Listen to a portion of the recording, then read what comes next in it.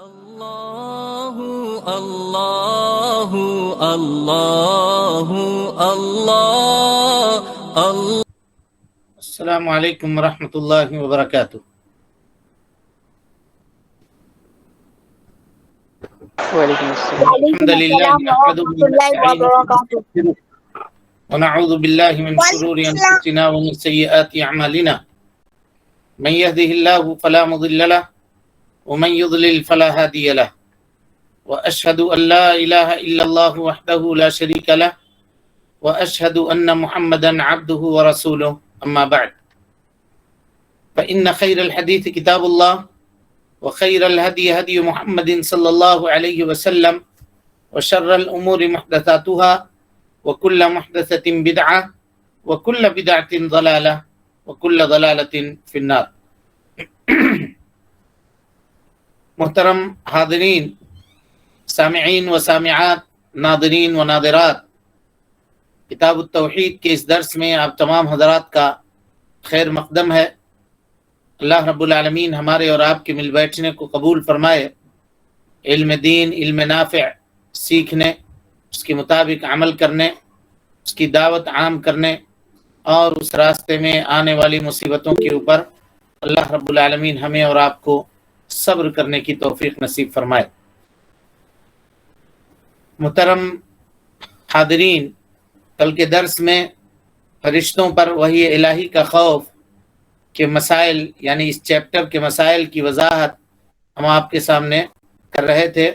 مسئلہ نمبر 20 پر آ کر کے ہماری گفتگو رکی تھی کہ یہاں پہ یہ بیان کرنا تھا کہ اللہ رب العالمین کے کچھ صفتوں کا تذکرہ حدیث مبارک کے اندر کیا گیا ہے، چاہے وہ حضرت ابو ہریرہ کی روایت بخاری اور مسلم کی ہو، یا حضرت نواس ابن سمعان رضی اللہ تعالیٰ عنہ کی روایت ہو۔ ان دونوں روایتوں میں اللہ رب العالمین کے تعلق سے اللہ تعالیٰ کی چند صفتوں کا تذکرہ کیا گیا ہے۔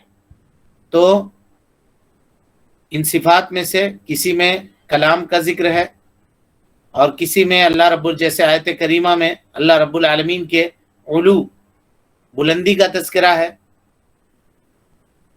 اور ہم نے یہ کہا تھا کہ اللہ تعالیٰ کو مطلق بلندی حاصل ہے، اور علو ذات، علو قدر، علو قہر، یہ سب اللہ رب العالمین کو حاصل ہے، اور اللہ تعالیٰ کبیر ہے، اس سے بڑا کوئی اور نہیں ہے۔ اسی لیے ہم لوگ نماز میں اللہ اکبر کہتے ہیں کہ اللہ کے علاوہ کوئی اللہ سے اور بڑا نہیں ہے۔ یہ ساری چیزیں آپ کے سامنے آ چکی تھی، لیکن کچھ گمراہ فرقے ایسے پائے جاتے ہیں جو اللہ رب العالمین کے اس صفات کا یا چند صفات کا یا سارے صفات کا انکار کرتے ہیں۔ انکار کرنے کی وجہ یہ بنتی ہے کہ وہ لوگ پہلے اللہ رب العالمین کے صفات کی مخلوق کے صفات سے مشابہت دیتے ہیں۔ جب مشابہت دیں گے تو لازم طور پہ صفات کی یا تو تعویل کرنے کی ضرورت پڑے گی، تعویل کے معنی اس کے اصلی معنی سے ہٹا کر کے اس کو دوسرے معنی میں لینے کی ضرورت پڑے گی۔ جیسے قرآن مجید میں ہے ید اللہ، تو ان لوگوں نے کہا کہ ید اللہ اگر اللہ رب العالمین کے لیے ہاتھ ثابت کریں گے تو مخلوق کو بھی ہاتھ ہے، اللہ کو بھی ہاتھ ہو جائے گا، تو مخلوق سے مشابہت لازم آئے گی۔ اسی لیے ہم کہیں گے کہ ید اللہ سے مراد اللہ کا ہاتھ نہیں بلکہ قدرت ہے۔ سمجھ میں آ رہی بات؟ جس کسی نے بھی صفات کی تعویل کی یا اس کا انکار کیا، اس میں سب سے پہلی چیز جو کار فرما تھی وہ یہی تھی کہ ان لوگوں نے اللہ رب العالمین کے صفات کی مخلوقات کے صفات سے مشابہ قرار دیا اللہ تعالیٰ کی صفت کو۔ نتیجہ یہ ہوا کہ وہ لوگ حیران پریشان ہوئے، اور اسی حیرانی اور پریشانی میں اللہ رب العالمین کے صفات کا ان لوگوں نے انکار کر دیا۔ مثال کے طور پہ جیسے ان کے پاس آیت کریمہ تلاوت کی گئی، پڑھی گئی، الرحمن علی العرش استوى، تو ان لوگوں نے اللہ رب العالمین کے استوا کو مخلوق کے استوا کے برابر سمجھا، اور جب مخلوق کے استوا کے برابر سمجھے گا کوئی آدمی تو ضروری ہے کہ وہ یہ کہے گا کہ اللہ خالق ہے اور مخلوق مخلوق ہے، تو مخلوق کا استوا خالق کی استوا کے برابر نہیں ہو سکتا. تو پھر آیت کریمہ کا کیا جواب دیں گے؟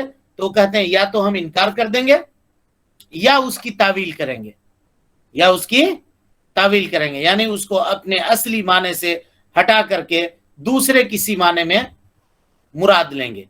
مثال کے طور پہ جیسے ہم نے آپ کے سامنے کہا ید اللہ کا لفظ ہے، تو یہ لوگ کہتے ہیں کہ اگر اللہ کے لیے ید ہاتھ ثابت کریں گے تو مخلوق کو بھی ہاتھ ہے، اللہ کو بھی ہاتھ ہو جائے گا، تو یہ مشابہت لازم آئے گی. اسی لیے ہم ید کو کہیں گے قدرت، سمجھ گئے؟ وجہ کو کہیں گے رضامندی، وجہ مانے چہرہ، تو کہیں گے رضامندی. اللہ کے لیے چہرہ ثابت کریں گے تو مخلوق کے لیے بھی چہرہ ہے، تو دونوں برابر ہو جائے گا. اہل سنت والجماعت کہتے ہیں کہ تم سب کے سب غلط ہو. اللہ رب العالمین کے صفات کو جو کتاب و سنت کے اندر وارد ہیں ان کو اس اعتبار سے اللہ رب العالمین کے لیے ثابت کیا جائے گا جو اللہ تعالی کی کبریائی اور اللہ رب العالمین کے بزرگی کے لائق اور مناسب ہے، لائق اور مناسب ہے. تو اہل سنت والجماعت جب اللہ رب العالمین کے صفات کو بیان کرتے ہیں تو اس کی تشبیہ کسی سے نہیں دیتے، اور جب تشبیہ نہیں دیتے تو ان کو کوئی پریشانی کی ضرورت نہیں ہوتی. جب تشبیہ نہیں دیتے تو تعطیل کی ضرورت بھی نہیں پڑتی، اور اسی طرح سے تعویل کی ضرورت بھی نہیں پڑتی، بلکہ صفات کے تعلق سے کیوں اور کیسے اس سوال کو بھی اہل سنت والجماعت جائز نہیں کرتے ہیں. اور وہ یہ کہتے ہیں کہ جس طرح سے وارد ہوا ہے عربی زبان میں اس لفظ کا جو معنی ہے ہم وہی معنی مراد لیں گے، اور اس کی کیفیت کے علم کو اللہ کے حوالے کر دیں گے. کہیں گے اللہ تعالیٰ بلند ہے، کیسے بلند ہے یہ اللہ رب العالمین جانتا ہے. اس باب میں بہت سارے لوگ گمراہ ہوئے جی، اس کو غور سے سمجھیے گا. کچھ لوگوں نے ابھی ایسے ہی سن رہا تھا میں کسی کے، چند دنوں کی پہلے کی بات ہے، کہا کہ دیکھو حدیث بخاری کی یہ روایت آپ لوگ بھی جانتے ہوں گے کہ اللہ رب العالمین جب رات کا 1/3 حصہ باقی رہتا ہے تو اللہ تعالیٰ سمائے دنیا کے اوپر نزول کرتا ہے یا نہیں؟ جی سر. جی اللہ تعالیٰ نازل ہوتا ہے، اترتا ہے، اور اترنے کے بعد آواز لگاتا ہے کوئی روزی مانگنے والا جو مجھ سے روزی مانگے میں اس کو روزی عطا کروں، ہے کوئی پریشان حال جو مجھ سے پریشانی دور کرنے کا سوال کرے میں اس کی پریشانی کو دور کروں. اس طرح سے اللہ تعالیٰ سوال کرتا ہے. تو بیان کرنے والا یہ بیان کر رہا تھا کہ دیکھیے 1/3 رات، مثال کے طور پہ سمجھیے کہ اگر 5:30 بجے اذان ہو رہی ہے فجر کی ان دنوں، مثال دے رہا ہوں، تو 3:30 یا 2:30 بجے کے بعد 2:30 سے 3 کے درمیان 1/3 رات ہوگی. تو جس وقت انڈیا میں 2:30 بج رہا ہوتا ہے اس وقت کہیں اور کچھ اور بج رہا ہوتا ہے یا نہیں جی؟ جی جی سر. کسی جگہ پہ دن ہو رہا ہوتا ہے اور کہیں پہ رات ہو رہی ہوتی ہے. تو وہ کہہ رہا تھا کہ اگر اللہ کے نبی صلی اللہ علیہ وسلم کی اس حدیث کو مانیں گے تو اس کا مطلب یہ ہے کہ اللہ تعالیٰ ہر وقت up down up down up down ہوتے رہتا ہے. نعوذ باللہ من ذالک. سمجھ میں آ رہی بات؟ جی. کیا جواب دیجیے گا اس کا؟ دنیا کے الگ الگ جگہ میں الگ الگ وقت ہوتا ہے. وہی تو کہہ رہے ہیں، دنیا کے الگ الگ جگہ میں الگ الگ وقت ہوتا ہے، اور اللہ تعالیٰ 1/3 رات جب باقی ہوتی ہے تو سمائے دنیا پہ اترتا ہے. اس کے شان کے مطابق ہوتا ہے. ہم کہیں گے کہ تم کو جو یہ سوال سوجی ہے اس صحابی میں سے کسی کو نہ سوجی، بتائیے کیا صحابہ نے سوال کیا نبی صلی اللہ علیہ وسلم سے ایسا؟ کبھی نہیں. بھائی اللہ نے بیان کیا، اللہ کے رسول نے بیان کیا، ہم کو اس کے اوپر ایمان لانا ہے. وہ کیسے اترتا ہے اللہ رب العالمین یہ اس کا معاملہ ہے. ہمارا مطلب یہ ہے کہ ہم اس کے اوپر صرف ایمان لائے. ہم کو وہ جاننے کی کیا ضرورت ہے کہ اللہ تعالیٰ کیسے اترتا ہے؟ اب کوئی آدمی کہے گا کہ کیا راکٹ پہ بیٹھ کے اترتا ہے؟ یہ کیسے اترتا ہے؟ ہوائی جہاز پہ اترتا ہے، نعوذ باللہ من ذالک۔ تو یہ سب جب کم علم لوگ، اتھلے علم والے، 2-4 انگریزی کی کتاب پڑھ کے، 2-4 اردو کی کتاب پڑھ کے جب اسٹیج پہ آ گئے، مائک لے کر کے بیٹھنے لگے، تو عوام کے سامنے کچھ نیا پیش کرنا پڑے گا، پیش کرنا پڑے گا نہیں کرنا پڑے گا؟ کچھ ایسا مسالہ دینا پڑے گا بنا کر کے جس میں عوام کہے کہ بہت عالم ہے، اس کو تو بہت پہنچا ہوا ہے مولوی صاحب، بہت علم ہے اس کو۔ واہ واہی لوٹنے کے لیے اس طرح کی باتیں بیان کرتے ہیں، حالانکہ وہ جاہل ہیں، ان کو علم چھو کر کے بھی نہیں گزری ہے۔ اسی طرح سے ابھی رمضان آ رہا ہے، کچھ لوگ نکلیں گے اور یہ کہیں گے کہ دیکھو لیلۃ القدر پوری دنیا میں ایک دن ہوگا، اب ہم لوگ روزہ رکھتے ہیں، ہندوستان والے ایک دن پیچھے، سعودی عرب میں ایک دن پہلے روزہ رکھتے ہیں، جس دن ہماری 20 تاریخ ہو رہی ہوگی وہاں سعودی عرب میں 21 تاریخ ہو رہی ہوگی۔ تو مان لیجئے اگر لیلۃ القدر 21 کو ہے تو سعودی عرب کو مل گئی، ہم کو نہیں ملے گی۔ کہتا ہے نہیں کہتا یہ بات؟ جی سر۔ تو کہیے کہ تم جاہل ہو، اس کو یہی جواب دیجئے، تم جاہل ہو۔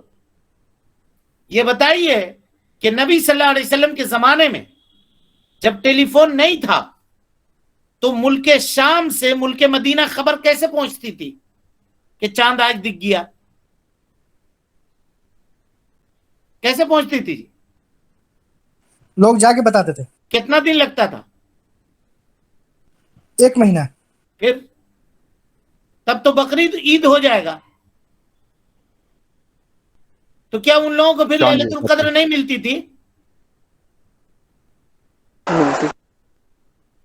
صلی اللہ علیہ وسلم، اللہ رب العالمین نے آپ صلی اللہ علیہ وسلم کے اوپر شریعت مکمل کر دیا، اور شریعت بغیر ٹیکنالوجی کے مکمل تھی۔ یہ موبائل نہیں تھا تب بھی مکمل تھی شریعت، ٹیلی ویژن نہیں تھا، انٹرنیٹ نہیں تھا تب بھی مکمل تھی۔ آج شریعت کو مکمل ہونے کے لیے انٹرنیٹ، ٹیلی ویژن کی ضرورت نہیں ہے۔ واضح حدیث ہے نبی صلی اللہ علیہ وسلم کی، چاند دیکھو روزہ رکھو، ہم دیکھیں گے رکھیں گے، آس پاس سے جہاں سے خبر مل سکتی ہے اگر مل گئی تو ٹھیک ہے، نہیں ملی ہم 30 کی گنتی پوری کر دیں گے۔ ہم کو اللہ نے وہی حکم دیا، اللہ کے نبی صلی اللہ علیہ وسلم نے وہی حکم دیا۔ کیا نبی صلی اللہ علیہ وسلم نے یہ کہا کہ جاؤ جی 5 آدمی تم لوگ ادھر دوڑو، 5 آدمی ادھر دوڑو، خبر لے کر کے آؤ کہ چاند ان لوگوں کو دکھایا نہیں دکھایا؟ یہ تکلف اللہ کے نبی صلی اللہ علیہ وسلم نے کیا نہیں۔ آج جو ہم لوگ کرتے ہیں، دیکھنے سے پہلے چلو بمبئی فون لگاؤ، دلی فون لگاؤ، بنارس فون لگاؤ، تو لندن لگاؤ، تو ڈھاکہ لگاؤ۔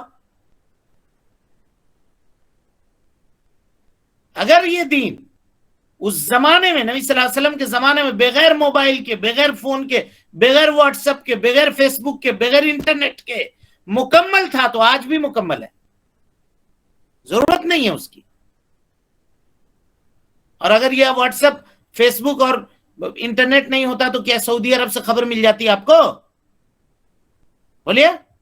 نہیں ملتی سر۔ ہمارے باپ دادا جو انٹرنیٹ نہیں چلاتے تھے، جن کے پاس موبائل نہیں تھا، تو وہ لوگ کیسے روزہ رکھتے تھے؟ تو ان کو کبھی زندگی میں، اس کا مطلب ان کو لیلۃ القدر ملا ہی نہیں۔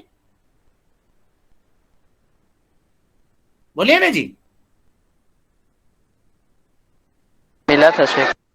اسی لیے یہ سب انجینئر، ڈاکٹر پڑھ کر کے جو آ کر کے مولوی بنتا ہے اور شریعت بتاتا ہے، وہ سب کے چکر میں کبھی بھی مت پڑیے گا۔ دین کو علماء سے حاصل کیجئے، جنہوں نے اپنا وقت لگایا ہے، جو علماء کے سامنے زانو تلمس طے کیا بیٹھا ہے، اس سے علم سیکھیے۔ کمپیوٹر سے علم نہیں آتا ہے، 4 اردو کی کتاب پڑھ لینے سے کوئی مفتی نہیں ہو جاتا ہے۔ اس کے پیچھے پڑھیے گا تو ایسی بھٹکا کر کے رکھ دے گا، در در کی ٹھوکر کھائیے گا، نہ دین سمجھ میں آئے گا نہ دنیا ہی کے ہو کر رہیے گا۔ تو ان لوگوں نے ویسے ہی کیا اللہ رب العالمین کے صفات کے بارے میں۔ بھائی اس کے پیچھے پڑھنے کی ضرورت ہی نہیں ہے۔ اللہ تعالیٰ نے کہا کہ ہم سمائے دنیا پہ اترتے ہیں، کیسے اترتے ہیں یہ اس کا معاملہ ہے، ہم کو ایمان لانا ہے۔ ہم کو یہ نہیں کہا کہ تم پتہ لگاؤ کہ ہم کیسے اترتے ہیں، یہ کہا؟ یا نبی کریم صلی اللہ علیہ وسلم سے صحابہ کرام نے پوچھا کہ آپ بتائیے اللہ کے رسول کیسے اترے گا اللہ رب العالمین، آسمان سے نیچے کیسے اترتا ہے، کس طرح سے آتا ہے؟ نہیں پوچھا ان لوگوں نے، نبی صلی اللہ علیہ وسلم نے بیان کیا، ایمان لے آئے. اسی کو اللہ رب العالمین نے کہا الذین یؤمنون بالغیب، جو غیب کی باتوں کے اوپر ایمان لاتے ہیں. یہاں ہر چیز کو اگر لاجک سے سمجھنے کا آدمی کوشش کرے گا تو اسی طرح سے ٹھوکر کھائے گا اور گمراہ ہوگا. چلیے بسم اللہ والصلاة والسلام علی من لا نبی بعد فاعوذ باللہ من الشیطان الرجیم بسم اللہ الرحمن الرحیم. مسئلہ نمبر 21. آسمانوں پر طاری ہونے والی دہشت و کپکپی اللہ تعالیٰ کے خوف سے ہوتی ہے. بالکل بیان کر چکے ہیں. دہشت، کپکپی، فرشتوں میں بے ہوشی کا عالم اور آسمان کا تھرتھرانا، یہ سب کے سب اللہ رب العالمین کے وحی کے خوف سے ہوتا ہے. چلیے مسئلہ نمبر 22. تمام فرشتے اللہ تعالیٰ کی عظمت کے تصور سے اس کے حضور سجدہ ریز ہوتے ہیں. صحیح. دو چیزیں حاصل ہوتی ہیں، یہ ہم نے بتایا تھا. فرشتے بے ہوش بھی ہوتے ہیں، فرشتے سجدہ میں بھی گرتے ہیں. پہلے بے ہوشی طاری ہوتی ہے یا پہلے وہ سجدے میں گرتے ہیں، اس سلسلے میں کوئی صراحت موجود نہیں ہے. ہم کو دو چیز کے اوپر ایمان لانا ہے. ایک یہ کہ جب اللہ تعالیٰ کی وحی، اللہ تعالیٰ کا وحی ہوتا ہے تو فرشتے بے ہوش ہو جاتے ہیں اور سجدے میں گر جاتے ہیں. کوئی پوچھے گا کب گرتے ہیں سجدے میں، کب بے ہوش ہوتے ہیں، تو کہیے گا دونوں کا تذکرہ ہے. بے ہوش ہونے کا بھی تذکرہ ہے، سجدے میں گرنے کا بھی تذکرہ ہے. لیکن پہلے بے ہوش ہوتے ہیں، پھر بے ہوشی ختم ہوتی ہے، اس کے بعد سجدے میں گرتے ہیں، یا پہلے سجدے میں گرتے ہیں پھر بے ہوش ہوتے ہیں، اس کا تذکرہ موجود نہیں ہے. یہ دونوں چیزیں ہیں، ہم اس کے اوپر ایمان لاتے ہیں. سمجھ گئے؟ چلیں باب 16 شفاعت کا بیان. 16 نمبر باب ہے شفاعت کا بیان. 17 نمبر باب ہے. 17 نمبر باب. 17 نمبر ہے. میرے کتاب میں 16 نمبر لکھا ہوا ہے. خیر چلیے 16 ہو یا 17 ہو، لیکن ہے شفاعت کا، ہے نا؟ جی شفاعت کا باب ہے. اس باب کو ذرا اچھے سے سمجھیے اور غور سے اس کو سننے کی کوشش کیجیے. اس میں جیسا کہ ہم نے آپ لوگوں سے کہا تھا کہ پوری تفصیل تو ہم اس یہ کتاب چونکہ لمبی ہے تو پوری تفصیل تو ہم نہیں لائیں گے، یعنی جو دوسرے لوگوں نے اعتراض کیا ہے اور اس کا رد کیا ہے کس طرح سے ہے، وہ پوری تفصیل ہم آپ کے سامنے نہیں لائیں گے. لیکن اتنی چیز ضرور ہم آپ کو بتائیں گے جس سے ہماری آپ کی بھوک مٹ جائے اور پیاس بجھ جائے اس باب کی، یا اس طرح کی جتنی باب آپ کے سامنے گزر رہی ہے. یہ سمجھیے ہم ان ابواب کی تفصیلات کا مطلب 15% صرف آپ کے سامنے بیان کر رہے ہیں. باقی جو 85% ہے اس کو بیان نہیں کر رہے ہیں، جس میں رد ہے، جس میں اعتراضات ہیں اور دوسری چیزیں ہیں، اس کا تذکرہ نہیں کر رہے ہیں. تو انشاءاللہ اس باب کے ساتھ بھی ویسے ہی معاملہ ہم کریں گے. تو سب سے پہلی چیز یہ سمجھیے کہ مصنف رحمۃ اللہ علیہ نے اس باب کا تذکرہ کیوں کیا ہے. تو اس باب کے تذکرے کے لیے علماء نے 2 وجوہات بیان کی ہیں. 2 وجہ سے مصنف رحمۃ اللہ علیہ نے اس باب کا ذکر کیا ہے. پہلی وجہ یہ ہے کہ اکثر لوگ دنیا کے اندر جو لوگ شرک میں مبتلا ہونے والے ہیں وہ شرک کے اندر مبتلا ہوتے ہیں شفاعت کے نام پر، شفاعت کے نام پر مبتلا ہوتے ہیں. اور جو قبروں پر، مزاروں پر، ولیوں پر لے جا کر کے نظر و نیاز کرتے ہیں، ان کے قبروں پر، یا ان کے لیے چڑھاوے چڑھاتے ہیں، یا ان کے مجاور بن کے بیٹھتے ہیں، یا ان کے تتھاکتھت خود ساختہ مریدوں سے پیروں سے جا کر کے مرید ہوتے ہیں, بیعت کرتے ہیں. یہ سب کے سب دکان لگانے کا مطلب کیا ہے معلوم ہے آپ کو؟ مطلب یہ ہے کہ تم جس پیر کے مرید بن رہے ہو وہ پیر تمہارا ذمہ لے رہا ہے کہ وہ تم کو جنت میں داخل کرے گا اور دنیا میں تم کو مصیبت سے باز رکھے گا, بچا کر کے رکھے گا. اسی لیے آپ اس فرقے کے علماء کو سنیے گا, مصیبت اور پریشانی ہے غوث کا نیاز کیجئے, اس کا پرابلم ہے اتنے دن کے لیے فلاں مزار پہ چراغ جلائیے, ہے نا. کوئی بیمار ہے تو فلاں جگہ جا کر کے چادر چڑھا دیجئے, 11ویں کیجئے, تیجا کیجئے, 40واں کیجئے, فاتحہ کیجئے. یہ سب دکان کیوں ہے؟ صرف اس لیے ہے کہ جس پیر کے نام سے آپ یہ سب کریں گے وہ پیر صاحب قیامت کے دن آپ کا بیڑا پار کر دیں گے. اور اسی کو ثابت کرنے کے لیے ان لوگوں نے طرح طرح کے فارمولے گڑھ کر کے پیدا کیے. جیسے آپ دیکھیے گا کشتی ڈوب رہی تھی, بیان کرتے ہیں وہ لوگ, غوث پاک آ کر کے کشتی کو سہارا دے کر کے بچا دیا. اسی طریقے سے کوئی مرید تھا قبر کے اندر, وہ روایت آپ دیکھیے کتنا مولوی لوگ بیان کرتا ہے, کہا کہ ایک آدمی تھا جو حضرت عبد القادر جیلانی رحمۃ اللہ علیہ کا کپڑا دھوتا تھا, اس کا دھوبی تھا جی, کپڑا دھوتا تھا. انتقال ہو گیا تو قبر میں جب منکر نکیر آئے سوال پوچھنے کے لیے, پوچھا من ربو کا, تو کہا کہ میں غوث پاک کا دھوبی ہوں. پھر پوچھا ما دینو کا, کہا میں غوث پاک کا دھوبی ہوں. پھر کہا ومن نبیو کا, کہا میں غوث پاک کا دھوبی ہوں. آپ یوٹیوب وغیرہ پہ لگا کے سن لیجئے, یہ چیزیں ہے موجود. اتنے میں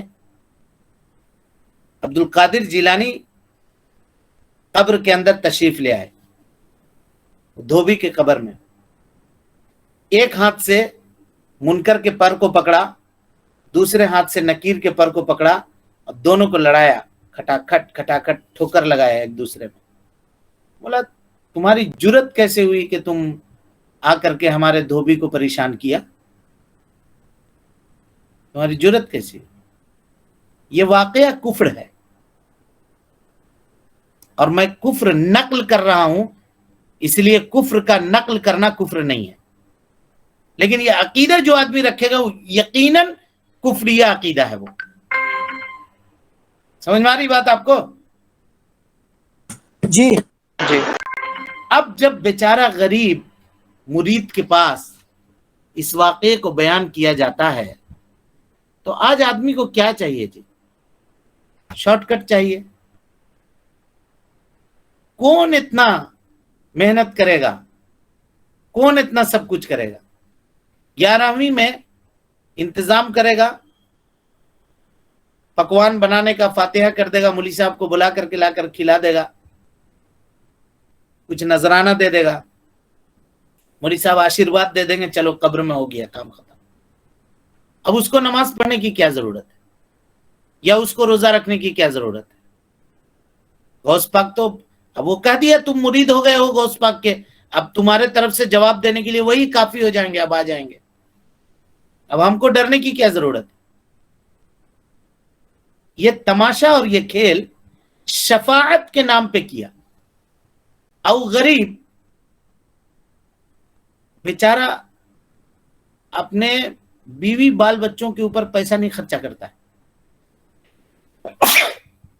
اس کے بچے کہتے ہیں کہ ہم کو فلاں چیز چاہیے, یہ چاہیے, وہ چاہیے, وہ کہتا ہے نہیں ہے پیسہ میرے پاس. لیکن اگر اس کا مرید کہتا ہے کہ آدھا کلو جلیبی ہم کو ہر جمعرات کو خرید کر کے لا کر کے دینا, تو بلا ناغا لے کر کے جلیبی جائے گا. لیکن گھر میں اس کے بچے بلک رہے ہوں کہ ہم کو مٹھائی کھانی ہے, نہیں لا کر کے دے گا, نہیں ہے میرے پاس پیسہ. کیوں؟ کل ہم نے بتایا تھا نا, عقیدہ انسان کے اوپر راج کرتا ہے, اور یہ لوگ اسی عقیدے کے راستے سے इमोशनल ब्लैकमेल करते हैं अपने इन मुरीदों का। दुनिया किस कदर जहालत में डूबी हुई है इसका अंदाजा लगाइए, और इसको सोच करके क्या आपका दिल नहीं कुड़ता है? क्या आप लोगों को बेचैनी नहीं होती है कि कैसे कैसे लोग दुनिया में मानने वाले और करने वाले लोग हैं जो अल्लाह ताला की वाज़े आयात, नबी सल्लल्लाहु अलैहि वसल्लम की वाज़े अहादीस को छोड़ करके इस जैसे किस्से, कहानी, चीजें उसके पीछे लोग पढ़ते हैं। का इसी तरीके से एक वाकया और बयान करते हैं, कहा गौस पाक का जो 11वीं करता है तो एक मरतबा अब्दुल कादिर जिलानी रहमतुल्लाह अलैह बगदाद की मस्जिद से नमाज पढ़ करके निकल रहे थे बाहर, तो अचानक आपने एक जूता उठाया और जूता उठा करके फेंक दिया। बोले ये वाकया हुआ, खत्म हो गया। 1 महीने के बाद एक काफिला आया और काफिले का जो सरदार था वो जूता अपने सर के ऊपर उठाए हुए अब्दुल कादिर जिलानी रहमतुल्लाह अलैह के पास आया, वही जूता जो फेंका था उन्होंने। वहां पे मुरीद वगैरह सारे लोग बैठे हुए थे। पूछा ये तो हमारे पीर का जूता है, तुम कहां से मिला? कहा हम लोग रास्ता में आ रहे थे चल करके, डाकुओं ने घेर लिया था, अब जान बचाने की कोई सूरत नजर नहीं आ रही थी, तो हमने अब्दुल कादिर जिलानी रहमतुल्लाह अलैह को पुकारा, या गौस अल मदद कहा, नऊज़ुबिल्लाह मिन ज़ालिक, तो ये जूता आकर के सबको तड़ातड़ जुतियाया, सब डाकू भाग गया, हम लोग जान बचा करके चला, और जूता हजरत का लेकर के आए। सब जब सुनता है, पब्लिक जब सुनती है, आवाम जब इसको सुनती है तो पागल हो जाती है, मुरीद का पैर चूमती है, हाथ चूमती है। क्यों? सब आसानी चाहता है, शॉर्टकट। अब अब्दुल कादिर जिलानी रहमतुल्लाह अलैह के ऊपर सोना ले ले, चांदी ले ले, बकरी ले ले, गाय ले ले, ऊंट ले ले, जो चाहे ले ले, देने के लिए वो रेडी है, तैयार। समझ रहे हैं बात को जी? जी जी ये सब धंधा ऐसे ही चलता है। लिहाजा हमको और आपको शफाअत की बाब को जरा गौर से समझने की जरूरत है, ताकि इसके ताल्लुक से जो अवाम धोखा में पड़ी हुई है उसको धोखे से निकाला जा सके और सही बात की वजाहत उसके सामने की जा सके। एक बात तो इस वजह से मुसन्निफ रहमतुल्लाह अलैह ने इस बाब का तज़किरा किया। दूसरी वजह देखिए इसका तज़किरा क्यों किया। इससे पहले जो बाब हम लोग पढ़े, यानी फरिश्तों पर वही इलाही का खौफ, उससे पहले जो बाब पढ़े वो कौन सा बाब था?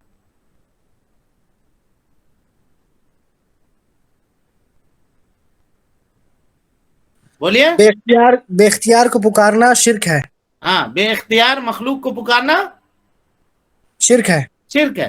और उसमें हदीस आई थी जिसमें अल्लाह के नबी सल्लल्लाहु अलैहि वसल्लम ने आयत करीमा व अंजिर अशीरतकल अक़रबीन जब नाजिल हुई आयत करीमा, तो अल्लाह के नबी सल्लल्लाहु अलैहि वसल्लम ने अपने खानदान वालों को जमा किया था ना जी जी कहा था, ए फातिमा बिन्त मोहम्मद, ए सफिया अम्मत रसूलिल्लाह, नबी सल्लल्लाहु अलैहि वसल्लम की फूफी है ना, ए अब्बास इब्न अब्दुल मुत्तलिब, नबी सल्लल्लाहु अलैहि वसल्लम के चचा, तुम लोग जहन्नम से बचाओ, खुद तैयार कर लो, मैं क़यामत के दिन तुम्हारा कुछ भी काम नहीं आ सकूंगा। क़यामत के दिन कुछ भी काम, बोलिए जी, नहीं आ सकूंगा फिर, नहीं आ सकूंगा। जब मुसन्निफ रहमतुल्लाह अलैह ने इसको बयान किया तो ये बताना चाह रहे हैं वो कि तुम इससे ये मत समझ लेना कि नबी सल्लल्लाहु अलैहि वसल्लम की शफाअत नहीं होगी क़यामत के दिन, ऐसा मत समझना, बल्कि नबी सल्लल्लाहु अलैहि वसल्लम की शफाअत भी होगी और दोनों के दरमियान कोई तारुज नहीं है, कोई टकराव नहीं है। वहां जो अल्लाह के नबी सल्लल्लाहु अलैहि वसल्लम ने कहा कि मैं अल्लाह रब्बुल आलमीन से कुछ भी बेनियाज तुमको नहीं कर सकूंगा। और अल्लाह के नबी सल्लल्लाहु अलैहि वसल्लम क़यामत के दिन सिफारिश करेंगे, इन दोनों के दरमियान टकराव नहीं है। इसकी वजाहत करने के लिए मुसन्निफ रहमतुल्लाहि अलैह ने शफाअत के बाब का तज़किरा किया है। समझ गए बात को?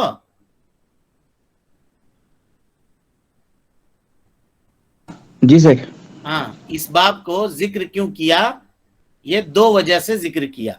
एक वजह तो यह है कि अक्सर लोग जो शिर्क के अंदर मुब्तला होते हैं वो इसी दरवाजे से होते हैं। लोगों को सबसे ज्यादा इसी से गुमराह किया जाता है कि जो करना है तुम करो ना, अब्दुल कादिर जिलानी रहमतुल्लाह अलैह के नाम का फला कर दो, तुम्हारा बेड़ा पार है। क़यामत में वो आ जाएंगे तुमको बचाने के लिए, गौस का दामन नहीं छोड़ेंगे। बोलता है कि नहीं जी? जी जी। गौस का दामन नहीं छोड़ेंगे। और दूसरी बात यह है कि इस बाब से पहले यह तज़किरा हुआ है कि अल्लाह के नबी सल्लल्लाहु अलैहि वसल्लम ने यह कहा कि मैं तुम कुछ भी बेनियाज नहीं करूंगा। इसका यह मतलब कोई आदमी न समझे कि नबी सल्लल्लाहु अलैहि वसल्लम की शफाअत क़यामत के दिन नहीं होगी, बल्कि होगी। अब सल्लल्लाहु अलैहि वसल्लम की शफाअत किन लोगों को होगी, कैसे होगी, वो चीज़ें आपके सामने आएगी। यहाँ एक इजमाली खाका, चूँकि वक्त हो गया, 1 मिनट और बात ख़त्म करते हैं। शफाअत के ताल्लुक से जी उम्मत के लोग दो राह के ऊपर खड़े हैं। दो राह। एक गिरोह है जो शफाअत का इनकार करता है, कहता है कि नहीं, जिस आदमी के ऊपर जहन्नम का फैसला हो गया या जिसने दुनिया के अंदर जहन्नमियों का अमाल किया, उसको जहन्नम जाना ही जाना है। सवाल ही नहीं पैदा होता कि जहन्नम से बच जाए। और जो आदमी एक मर्तबा जहन्नम में चला गया, अब फिर वो कभी निकलेगा नहीं वहां से। ये उनकी थ्योरी है। इसको कहते हैं वईदिया। खवारिज और मुअतजिला का यह अकीदा है। इसके मुकाबले में दूसरा गिरोह पैदा हुआ। वो कहा नहीं, क्या बात कर रहे हो, ला इलाहा इल्लल्लाह मुहम्मदुर रसूलुल्लाह कह दिया अगर, तो अब चाहे कुछ भी करे, कुछ भी करे, उसको जन्नत मिलेगा ही। कौन कहता नहीं मिलेगा? रजिस्टर्ड हो गया जन्नत उसके ईमान में, और हजरत अबू बकर और हजरत उमर रदी अल्लाह अन्हुमा के ईमान में कोई फर्क नहीं है। जिस तरह से कुफ्र के होते हुए कोई नेकी काम नहीं आ सकती है, उसी तरह से ईमान के होते हुए कोई बुराई ईमान के अंदर नुकसान नहीं पहुंचा सकती। ये मुर्जिया फिरका है, वो ये कहता है। अहले सुन्नत वल जमाअत इन दोनों के दरमियान है, और उसका क्या अकीदा है वो हम कल के दर्स में आपके सामने बयान करेंगे। अल्लाह रब्बुल आलमीन से दुआ है कि अल्लाह ताला हमें और आपको हुस्न अमल की तौफीक दे। रब्बुल आलमीन हमारी इस्लाह फरमाए, नेकियों को कबूल करे, सय्यात से दरगुजर फरमाए, जब तक जिंदा रखे दीन इस्लाम पे जिंदा रखे, और जब उठाए ईमान पे उठाए। आमीन व आखिरु दावाना अनिल हम्दुलिल्लाहि रब्बिल आलमीन। सवाल है किसी के पास?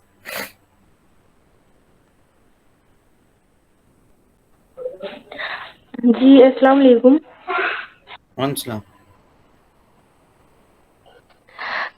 तहज्जुद का नमाज डेली पढ़ना जरूरी है? बिल्कुल, अगर कोई आदमी पढ़ रहा है तो हमेशा उसको पढ़ना चाहिए।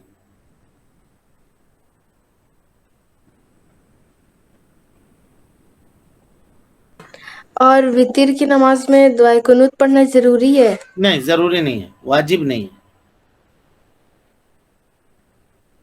दर्स से मुताल्लिक कीजिए सवाल। किसी को कोई सवाल है दर्स के मुताल्लिक?